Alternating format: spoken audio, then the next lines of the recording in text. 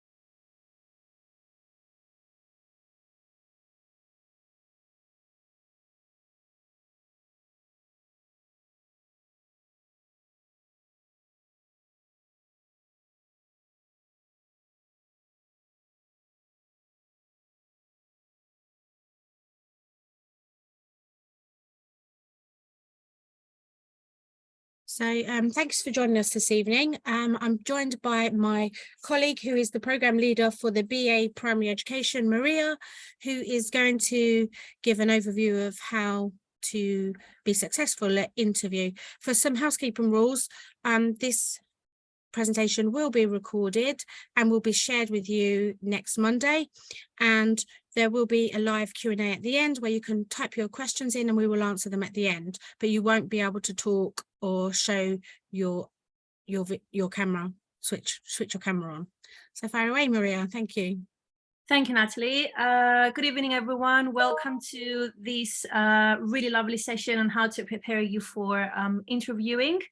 Today we're going to have a look on what the BA program is and how you would actually prepare yourself to apply online. Thank you, Natalie. Right, so in today's session, what are we actually going to cover? So what's happening before the interview? All the paperwork that goes behind the scenes, really. We are going to chat about the interview, and we are going to think about the transferable skills and your experience and how you can make that more obvious in the interview process, because this is what you are going to be showing in the actual interview process that is actually taking place on campus. And then finally, we're going to have a look on what to expect on the course and then in your career as a teacher. Thank you, Natalie. So before the interview, what's going on before the actual interview process? So I'm going to talk to you about what bits are going to be in place when you send your application. It's worth mentioning that we do not receive any applications via emails, because I know that if you go online, you will be able to find the primary team's email addresses. However, we do strongly advise that you send your application through UCAS. And you can actually download this on your iPad, or you can access this online from your computer or another device. So when you send your application via UCAS, it will ask you for your personal statement. So the personal statement is something that you have to write, because we read lots and lots of personal statements on a yearly basis. Do make sure that it is genuine, that you do share the correct information regarding yourself. You do share your experiences, you do share your skills, and above all, you do share why you want to become a teacher. This is very, very important. Thank you, Natalie. So how to prepare? There are some steps to prepare you for your application. I would urge you, if you do plan to apply for the BA program, do have a look on the course requirements. So if you go online, if you type Middlesex University BA Primary Education degree, you are going to be directed to our website, where you will be able to find the requirements for this course. We do ask you to have a look on the pre-course side for our program handbook, where it will basically outline what the degree looks like, what modules you are going to be undertaking throughout the 3 years, who is leading you those modules, what you are going to be learning in those modules, when your placements will be taking place. And really, there are some recommended readings that we would ask you to engage with prior to this course. Maria, can I just stop you there? Somebody just said that they can't hear. Can anybody answer in the Q&A that if they can hear or not, please?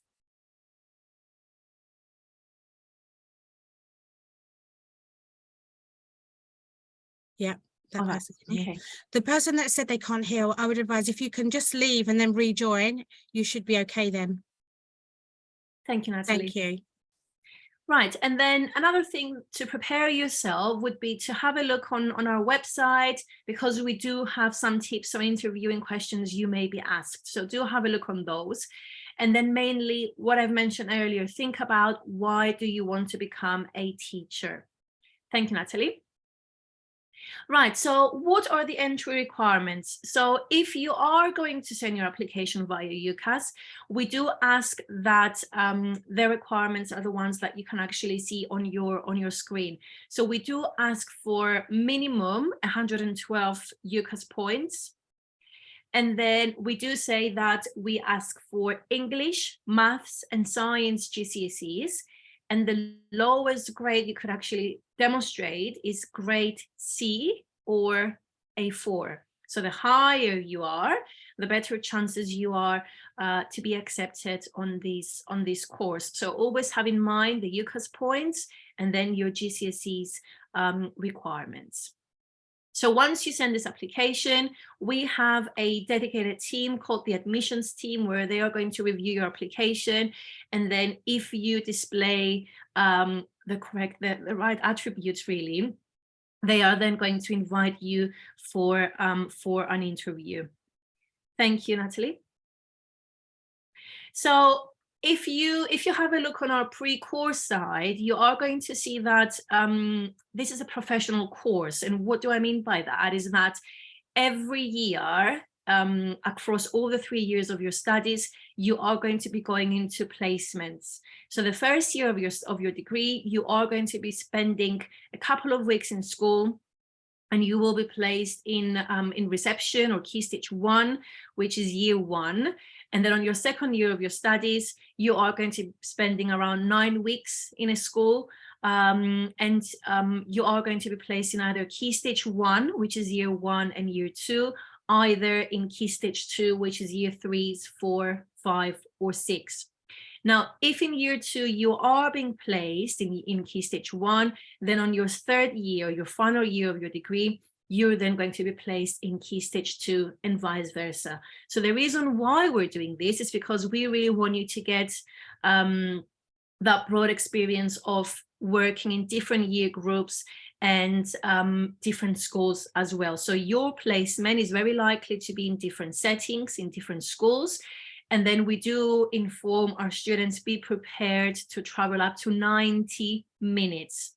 So we do have a dedicated, very hardworking placement team who will be trying to match your home postcodes to the nearest school.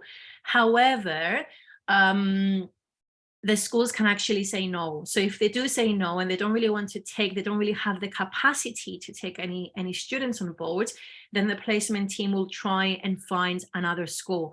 So we do ask our students to be able to be prepared to travel for 90 minutes.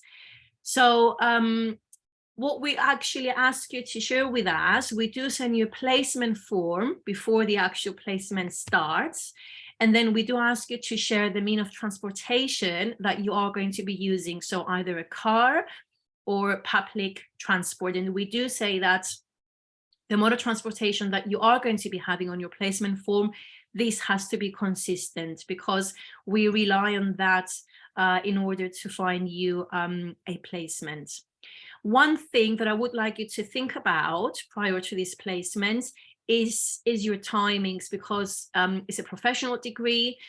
You are going to be working in a school, really. So you are going to be responsible for the children in the class. So we do ask you to be punctual every day.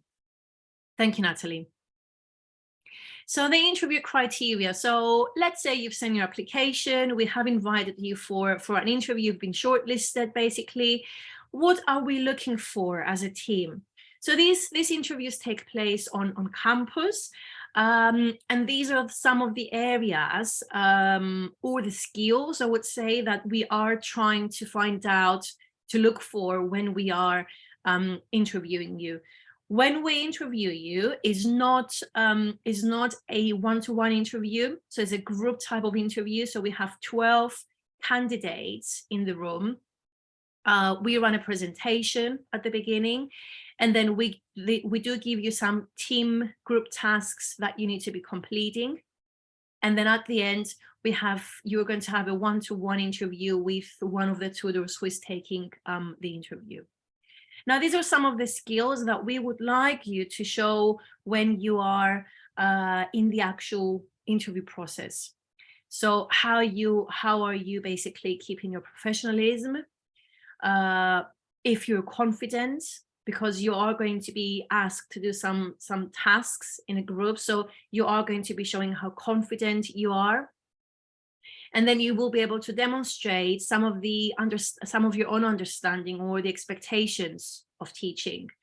And then, because some of these tasks are group tasks, you are going to really show us how you are a team player, if you are able to work with others.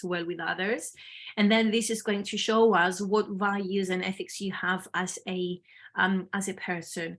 Some of these tasks will show your knowledge and your awareness of the primary curriculum. It's a very broad curriculum. We don't really expect you to know what's in the national curriculum off by heart, but we at least expect you to know what is asked from the teachers, really. And then some of the tasks are going to allow you to have a bit of critical reflection, and then how to promote diversity and equality in the classroom. Thank you, Natalie.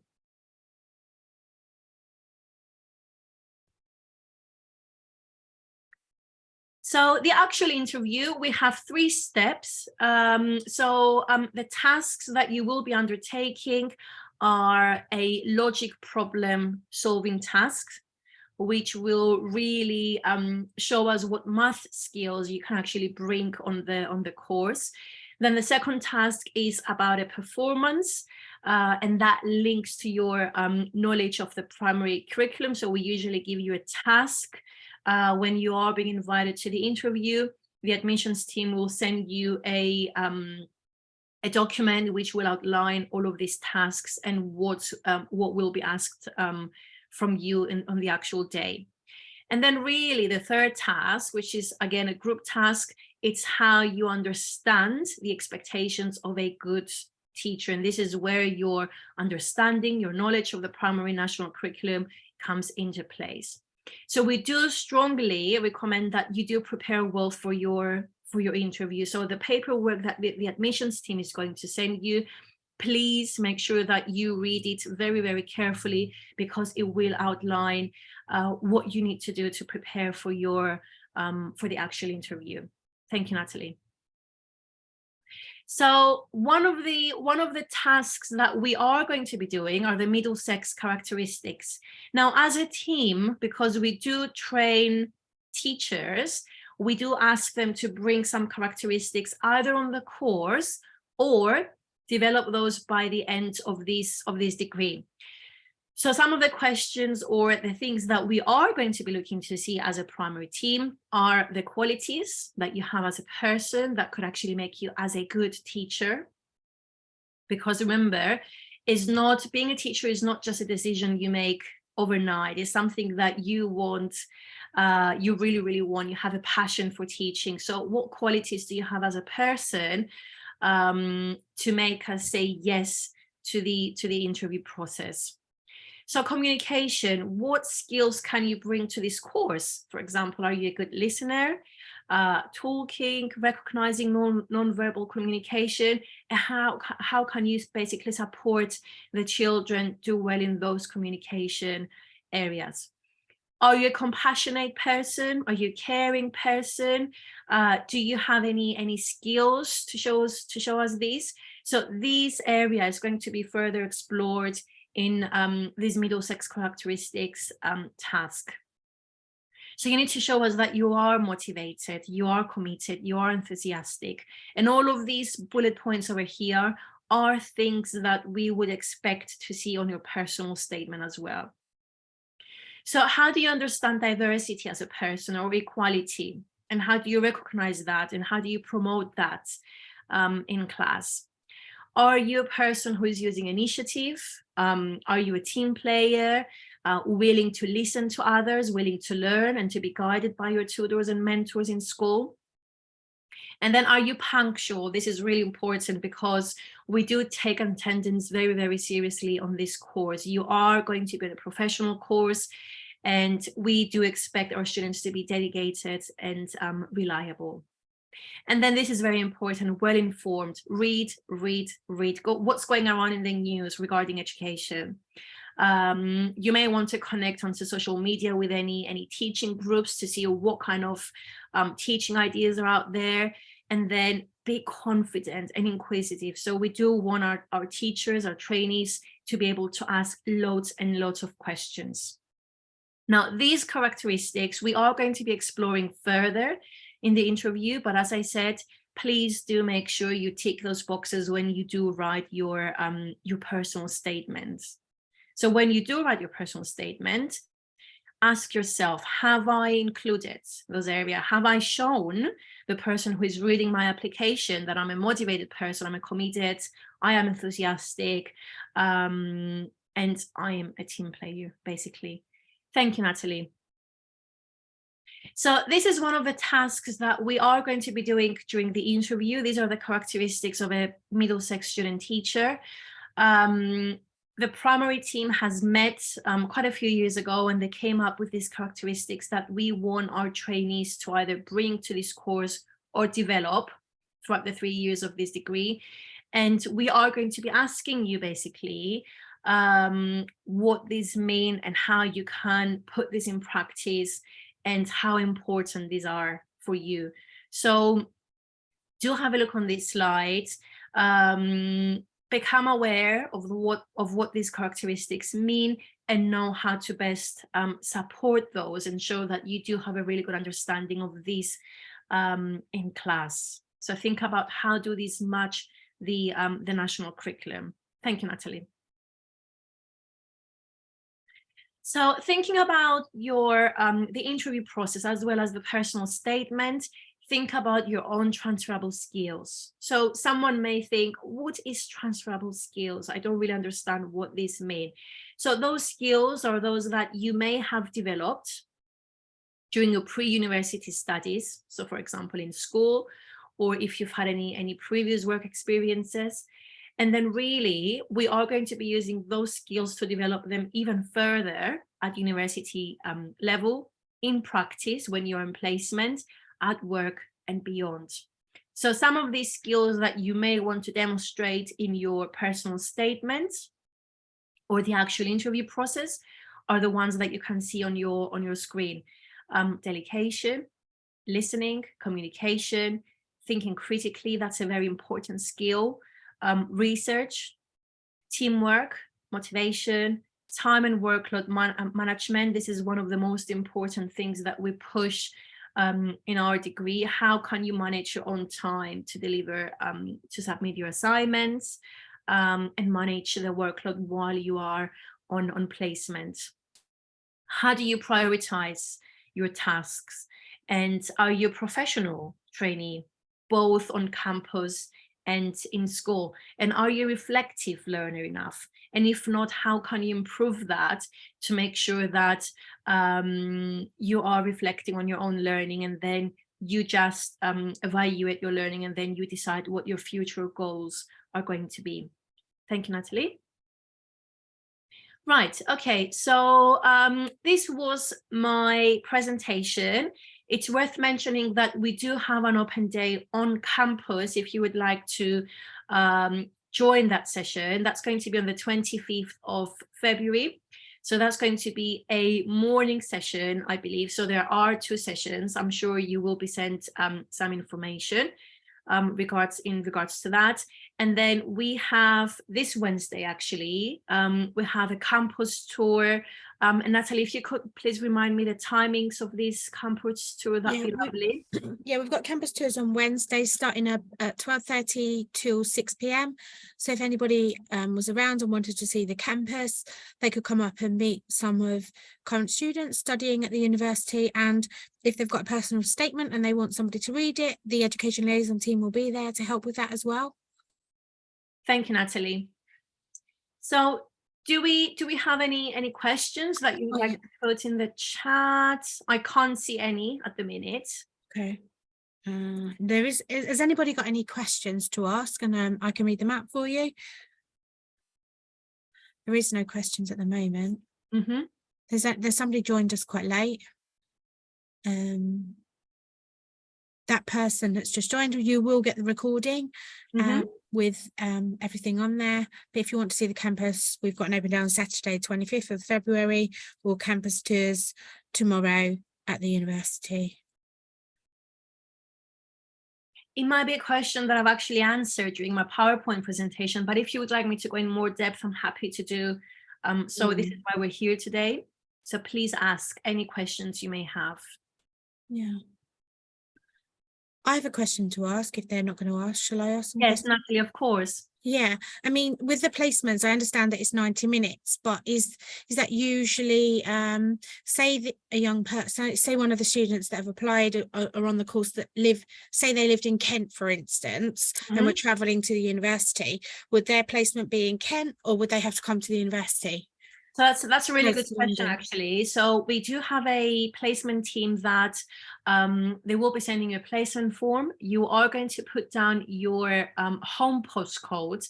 And then because we work in partnership with more than 250 schools, it's a very huge number, I would have to say, and we are getting more schools on board.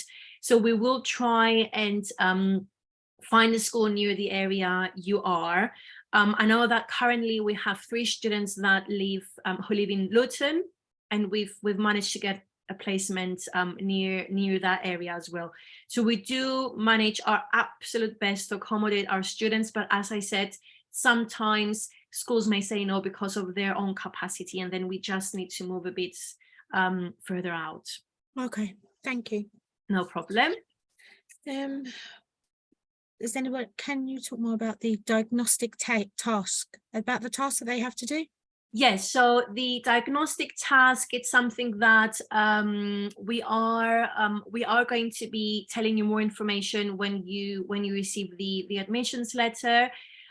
So it's something that will require you to write something in the actual interview.